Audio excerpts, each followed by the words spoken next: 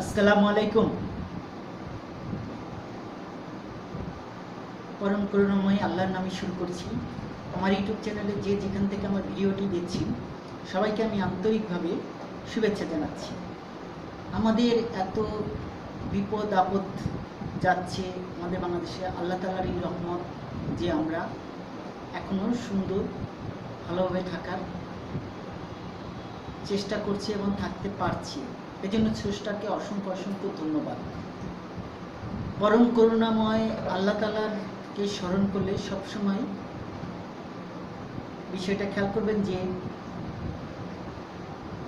যে কোনো কাজ আপনি সুন্দরভাবে সাবলীলভাবে করতে পারেন।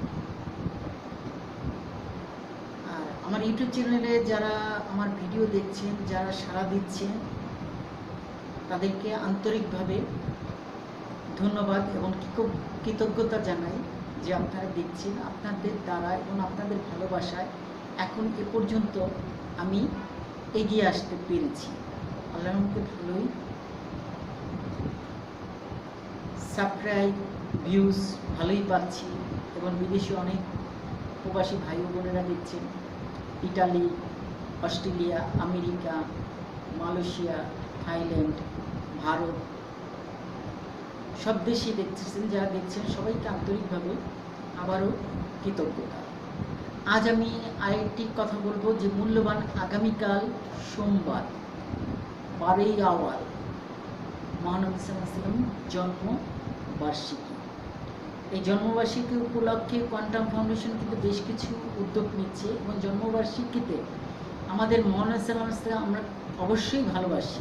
মহানবী সাল্লাল্লাহু আলাইহি ওয়াসাল্লামকে যেহেতু ভালোবাসি, এই মহানবী সাল্লাল্লাহু আলাইহি ওয়াসাল্লামের রহমতের 10টি কাজ যেটা মহানবী সাল্লাল্লাহু আলাইহি ওয়াসাল্লাম নিজের জীবনে উৎসর্গ করেছে এবং সে কিন্তু অনেক পরিশ্রম করেছে এবং তার পরিশ্রমের তার কাছে আমরা কিন্তু কৃতজ্ঞ যে আমাদেরকে সুন্দর এসেছে। এবং তারই একটি মর্মধারায় হাদিস শরীফ বাংলা মর্মণি, যেটি কোয়ান্টাম ফাউন্ডেশন বিতরণ করছে, এটার হাতিও আছে, আমিও সংগ্রহ করেছি এবং বইটি খুবই মূল্যবান। এবং এতে 10টি যদি আপনি সবটা যদি পালন না করতে হয়, যদি 10টা গুণ যদি আপনি আপনার জীবনে যদি প্রতিফলিত করতে হয়, সেটাই হবে সবচেয়ে বড়। আগামীকাল সোমবার মহানবী সাল্লাল্লাহু আলাইহি ওয়াসাল্লামের জন্মবার্ষিকী উপলক্ষে আমরা তাকে স্মরণ করতে পারি, তাহলে আল্লাহ তাআলা রহমত, আল্লাহ তাআলার ভালোবাসাও থাকবে এবং মহানবী সাল্লাল্লাহু আলাইহি ওয়াসাল্লামের প্রতি আমাদের আনুগত্যও থাকবে। সকল মুসলমান ভাই বোনদের বলে, যদি আপনার মহানবী সাল্লাল্লাহু আলাইহি ওয়াসাল্লামের প্রতি যদি একত্র থাকে, অন্তত 10টি গুণ না পারে 5টি গুণ একটু পড়ার চেষ্টা করুন এবং জীবনে প্রতিফলিত করার করুন।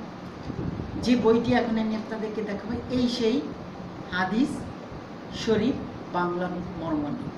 এই বইটি আপনারা সংগ্রহ করতে পারেন কোয়ান্টাম ফাউন্ডেশন থেকে এবং বইটি খুব সুন্দর এবং সুন্দরভাবে প্রকাশিত হয়েছে এবং কোয়ান্টাম ফাউন্ডেশন এটি বের করেছে। এটি হাতিয়া, যেটি আমি আপনাদেরকে বলে দিচ্ছি যাতে আপনারা সংগ্রহ করতে পারেন।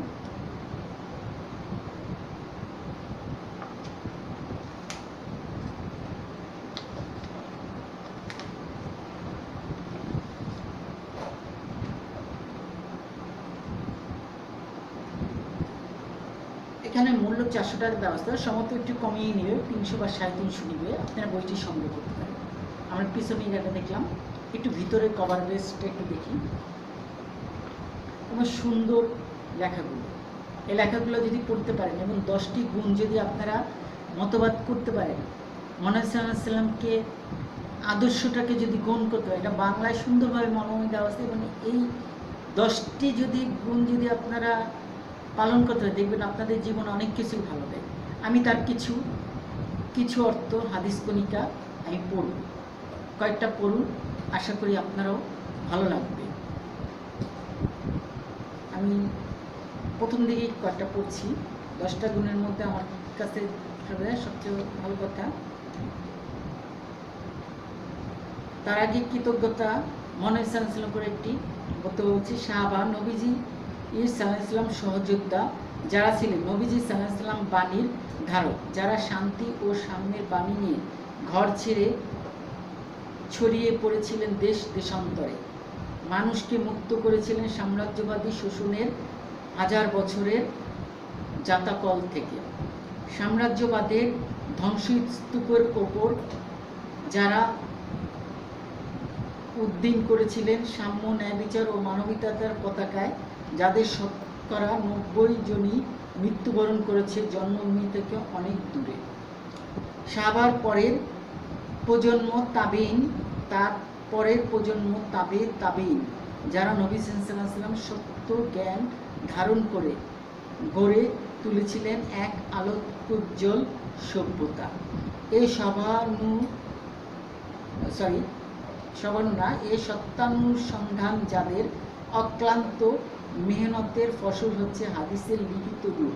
তারপর প্রজন্মের পর প্রজন্ম, শতাব্দীর পর শতাব্দী নিবেদিত প্রাণ মুহাদ্দিসদের হাদিস জ্ঞানের অংশবিশেষের বাংলা মর্মান্তরী হচ্ছে হাদিস শরীফ, বাংলা মর্মবাণী। এটি আপনাদেরকে শোনালাম, এটা যদি করে, এবং আসলেই এই জিনিসটা আমাদের সবচেয়ে বেশি দরকার।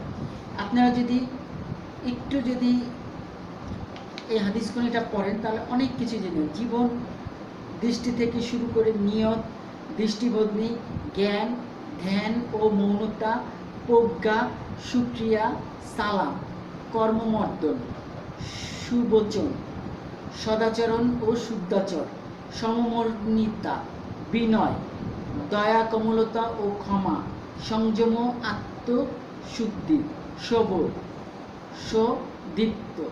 এখানে অনেকগুলো গুণাবলী, এটা আমি সূচিপত্রটা থেকে একটি অংশ আমি আপনাদের সামনে তুলে ধরলাম। হ্যাঁ, তার মধ্যে সবচেয়ে বড় হচ্ছে জীবন দৃষ্টি। তার মধ্যে দৃষ্টিবদনি বদলাতে জীবন বদলে যাবে। আর সবার সবচেয়ে বেশি দরকার, মহানবী সাল্লাল্লাহু আলাইহি ওয়াসাল্লাম কিন্তু সবসময় সালাম দিতেন। এই সালাম সম্পর্কে অবশ্যই আমাদের ধারণা রাখতে হবে এবং ছোটদেরকেও সেইভাবে মতনিবে দেয়। সালাম যে সবার আগে দিতে পারবে সেই সবচেয়ে যেমন সতর্ক, সালামের উত্তরটাও দেওয়া দরকার। এই সালাম, তারপরে শুকরিয়া করা উচিত, যে কোনো কাজের শুকরিয়া করা দরকার।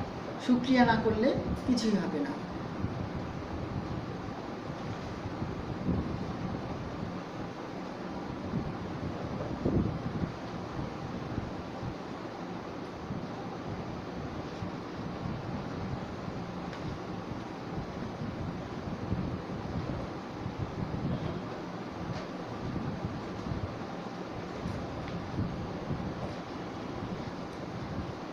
আমি সালামের হাদিসটা একটু পড়তেছি, আপনারা সবাই মনোযোগ দিয়ে শুনুন। সালাম, আসসালামু আলাইকুম বলে সবাইকে আগে সালাম দাও। আবু উমাইয়া রাদিয়াল্লাহু মিস্তাক আবু দাও। আবার 160, ওটা ছিল 159-এর, এবার 160-এর সর্বত্র সালামের প্রচলন করো। প্রথম সুযোগে আগে সালাম দাও, তোমরা লাভ করবে শান্তি ও নিরাপত্তা। বায়া ইবনে আজিব রাদিয়াল্লাহু আহমেদ মুফরাদ।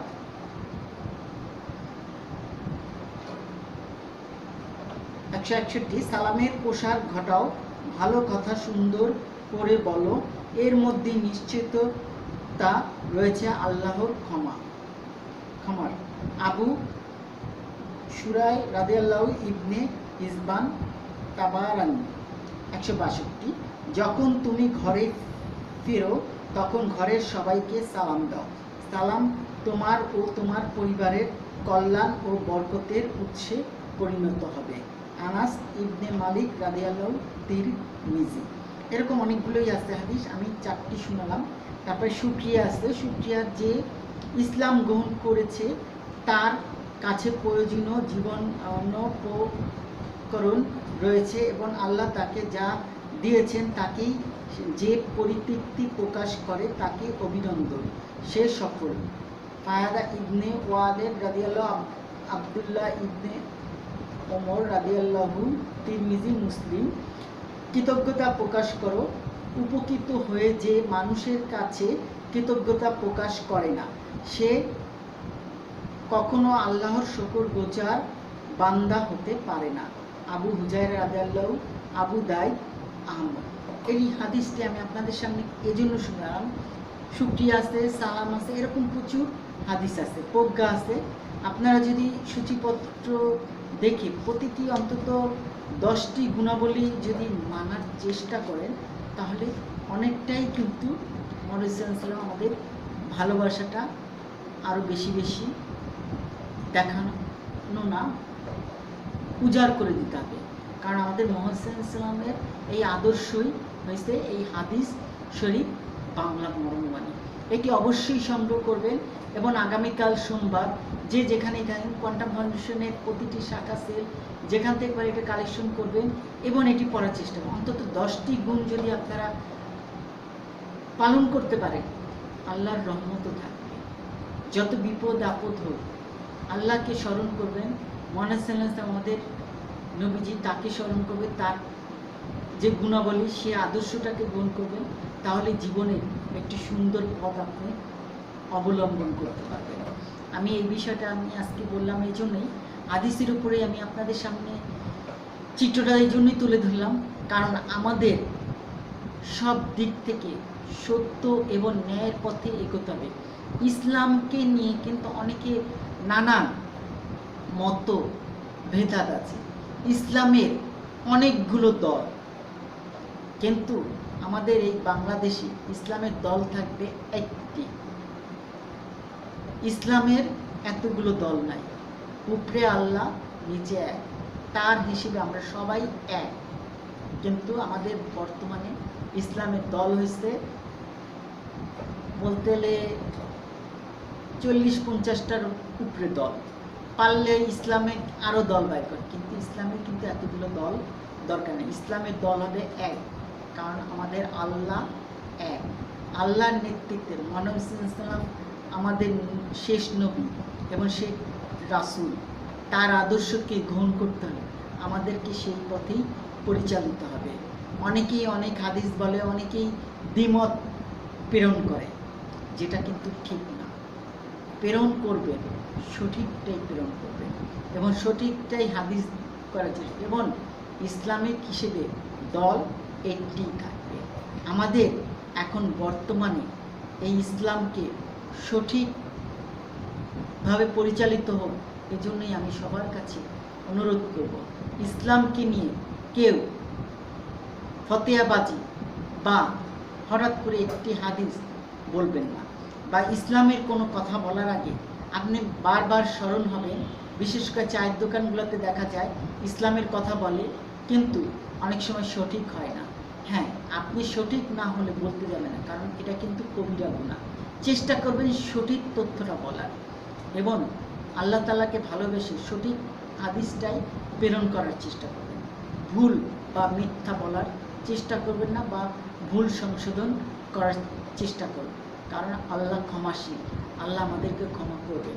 এখনও সময় আছে, আমরা ইসলামের সঠিক ব্যবহার করি, মুহাম্মদ সাল্লাল্লাহু আলাইহি ওয়াসাল্লাম আদর্শ যে গুণাবলী তা মানার চেষ্টা করি। আমাদের মুহাম্মদ সাল্লাল্লাহু আলাইহি ওয়াসাল্লাম তার জীবনের অনেক আত্মত্যাগ এবং নিয়ম মানতেন দেখেই তার কিন্তু কোনো অসুখ বিসুখ, সে কিন্তু দাঁতের যত্ন নিয়েছে এবং দাঁতের যত্ন নেওয়া উচিত, এবং সবসময় মানুষের সাথে ব্যবহার করলে সালাম দেওয়ার অভ্যাস করবেন, কারণ আমাদের মুহাম্মদ সাল্লাল্লাহু আলাইহি ওয়াসাল্লাম এটি পালন করতেন। আমি এই উদ্দেশ্যে আপনাদেরকে বলি, আগামীকাল মুহাম্মদ সাল্লাল্লাহু আলাইহি ওয়াসাল্লামের জন্মবার্ষিকী উপলক্ষে আসুন আমরা 10টি গুণাবলী পালন করার চেষ্টা করি।